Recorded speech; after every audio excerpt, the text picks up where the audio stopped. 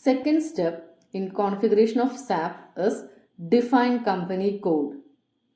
So you can note down the path SPRO, SAP reference image, enterprise structure, financial accounting, edit, copy, delete, check company code. Then double click on this edit company code data, then click on new entries. Now you will get the page to enter the details of the company code. So company code we will give something like SS, company name same Saga Sweets and Snacks, city Bangalore, country IN, currency INR, language EN, then enter. Enter means you are saving the details.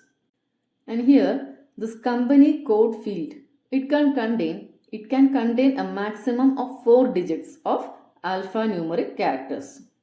And you should save all these things. So title is company, name is Saga Sweets and Snacks, street Koramangala, then city Bangalore, country IN, region we will give 10, and then click on continue or enter. So all these things will be saved.